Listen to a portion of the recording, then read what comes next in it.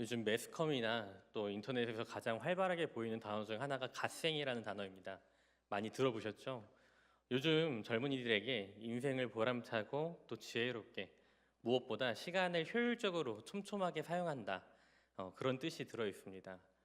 어제 새벽에 올 때만 하더라도 아침 일찍 달리기 하는 한 청년이 있었고 지하철을 타다 보더라도 책을 읽는 사람, 짬을 내어 영어를 공부하는 사람도 많이 보입니다.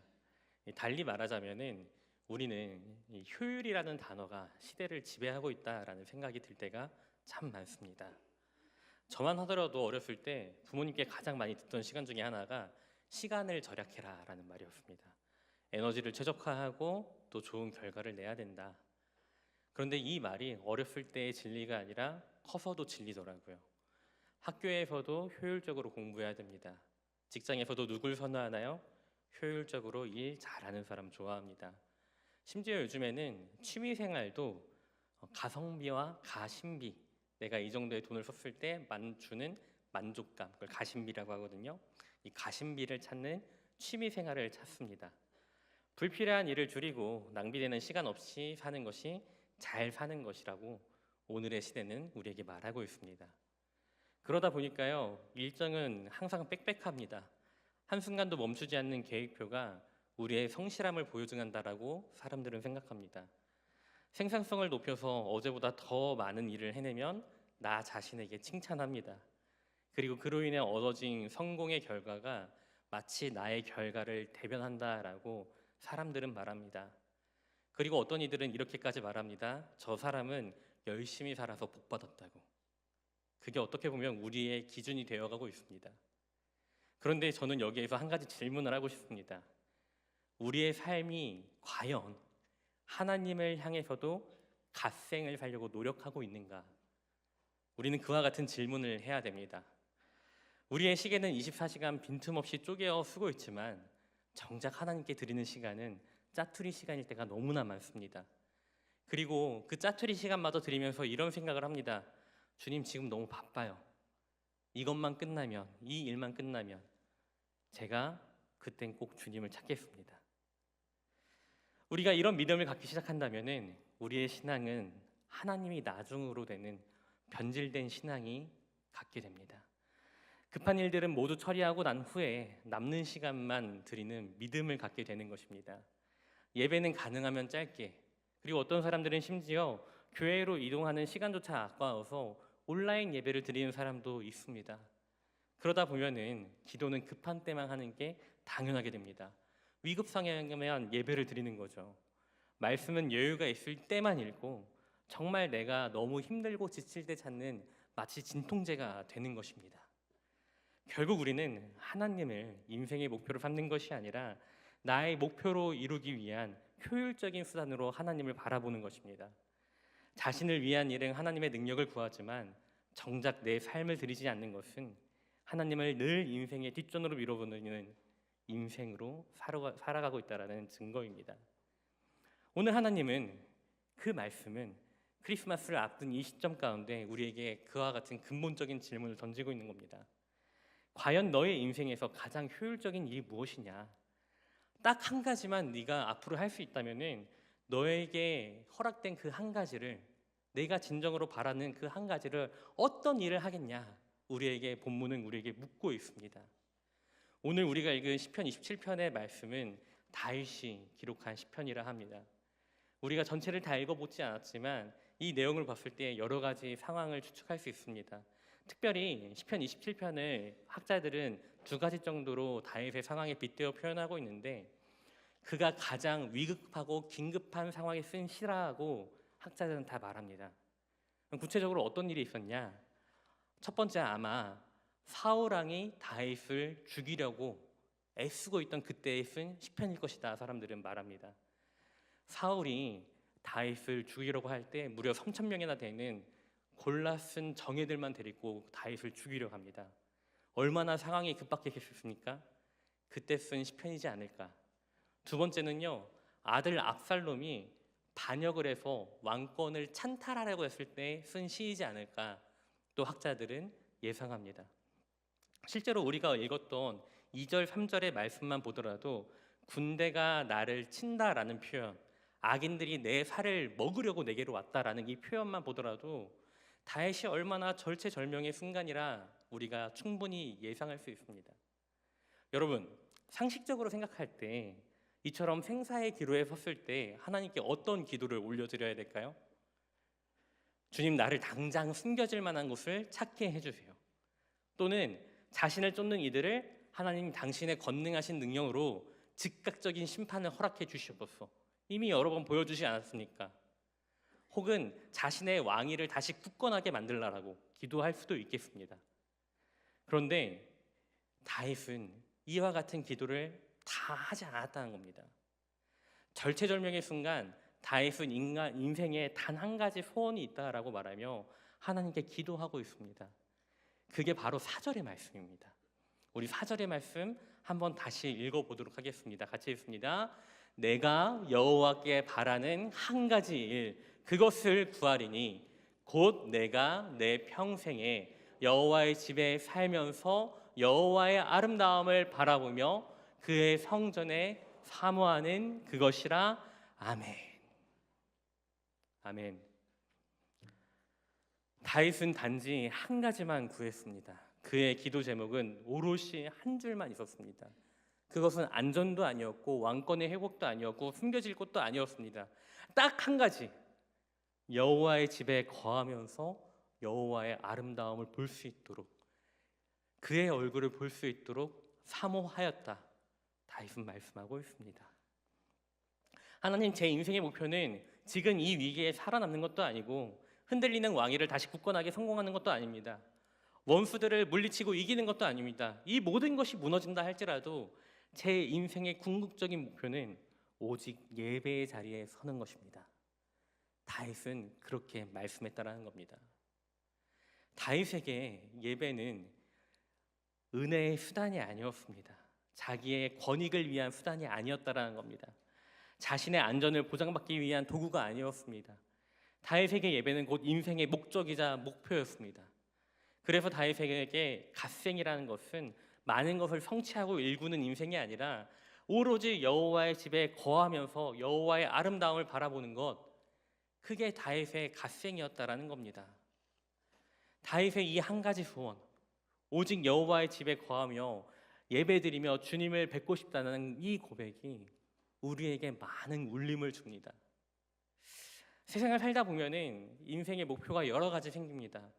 그 시기 때마다 여러 가지 목표가 생겼고, 저도 지금 30대와 40대를 넘어가는 이 시기 가운데 가족의 안위와 어떤 것들이 제 인생의 한 켠을 분명히 차지하고 있습니다.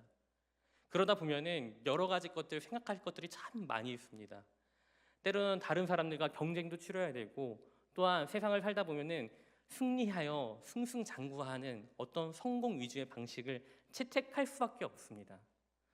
세상은 우리에게 이것을 이루면 행복해질 수 있노라고, 그리고 그것이 나아가 인생의 전부라고 우리에게 강력히 말합니다.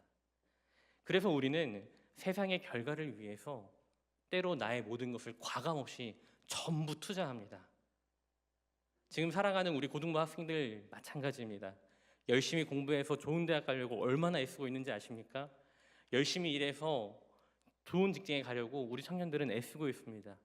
그 이후에는 어떻습니까? 돈을 많이 벌어서 안정적인 노후를 확보하고 어떻게 하면 더 효율적으로 더 만족스러운 노후를 살게 될지 인생을 계획하고 그것 따라 살려고 많이들 애쓰고 있습니다. 그러다 보면은 하나님께서는 이 과정의 조력자가 될 뿐입니다. 단지 나를 도와주는 분이 되는 것 뿐이라고요. 하지만 다윗은 이 모든 가치를 전복시킵니다. 예배는 인생의 수단이 아니다. 예배가 인생의 목적이 돼야 된다. 예배를 통해서 무엇을 얻으려는 게 아니라 예배 그 자체가 이 땅에서 살아가는 우리의 이유가 돼야 된다. 다윗은 우리에게 도전하고 있는 겁니다. 실제로 다윗의 일대기를 보면요, 왕위가 흔들려도 다윗은 흔들리지 않았습니다. 다윗을 둘러싼 환경이 무너져도 다윗은 무너지지 않았습니다.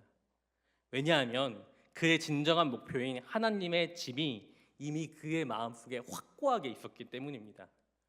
환경이 아무리 요동치고 내 삶의 송두리째 흔들리려 해도 그의 목표는 변함없이 예배였습니다. 신기한 사실 한 가지 말씀드릴까요? 바했던 사람인지라 그의 인생 가운데 무너진 몇 가지 이 변곡점의 포인트들이 있습니다. 바세바의 사건 기억나시죠? 그때 하나님을 향한 예배가 무너졌습니다. 어떻게 되었죠? 크게 징벌받았습니다. 전쟁을 대비하기 위해서 다윗이 인구조사를 합니다. 그 인구조사의 궁극적인 목적은 자기 자신에게 심취하는 과정입니다. 내가 이 모든 것을 이루었나라고 착각하는 그 순간 하나님께서 다윗을 또 치십니다. 하나님이 내 인생의 조력자가 되려고 할 때, 하나님을 멀리하고 예배를 멀리하며 자신에게 집중할 때 다윗은 그때 모든 인생 가운데에서 가장 처절한 쓴맛을 보게 됩니다. 다윗은 그 사실을 너무나 잘 알고 있었다는 것입니다. 그래서 다윗이 그 인생의 목표가 되어서 하나님을 예배하는 것만이 중심이 되었을 때는 단 한순간도 다윗은 무너지지 않았습니다. 모든 상황은 무너져도 다윗만은 흔들리지 않았습니다. 이것이 오늘 말씀이 주는 은혜입니다. 예배가 인생의 목표이자 목적이 되었을 때 우리 인생은 결코 실패하지도 망하지도 않습니다. 여러분에게 다시 묻습니다.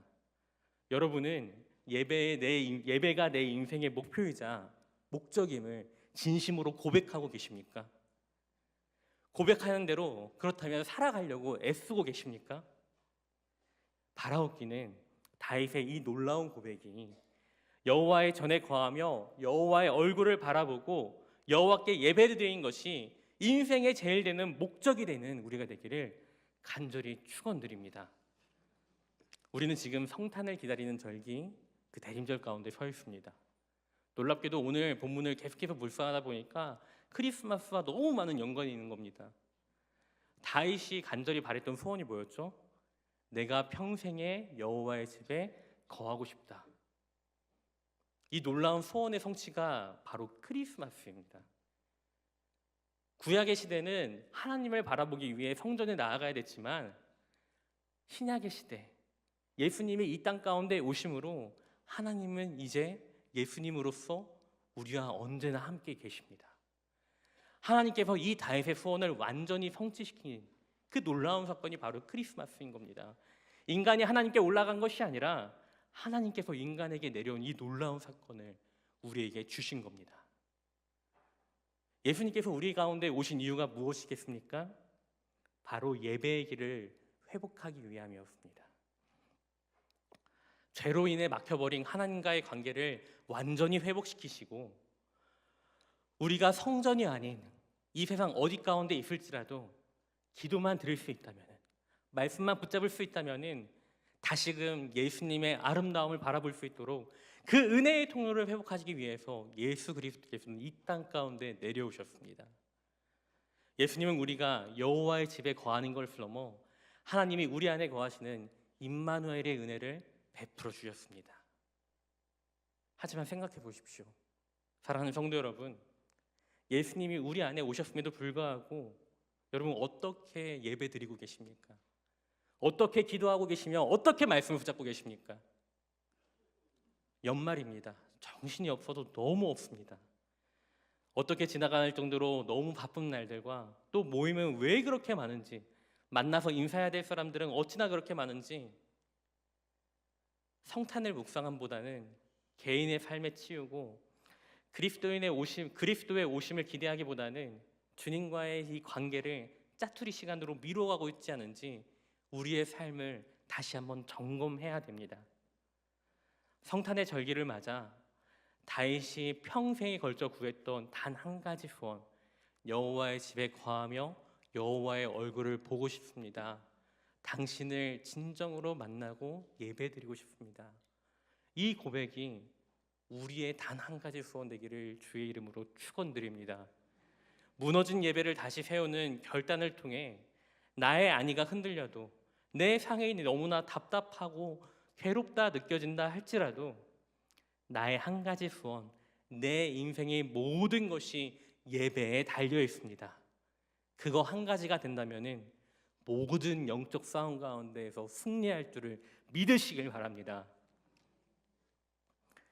이 고백이 나의 고백이 되어서 우리 가운데 하나님을 향한 기쁨의 찬양이, 또 감동의 말씀이, 나아가 기도의 응답이 예배 가운데 흘러 넘치는 모든 서연의 가족들 되기를 주의 이름으로 간절히 축원드립니다.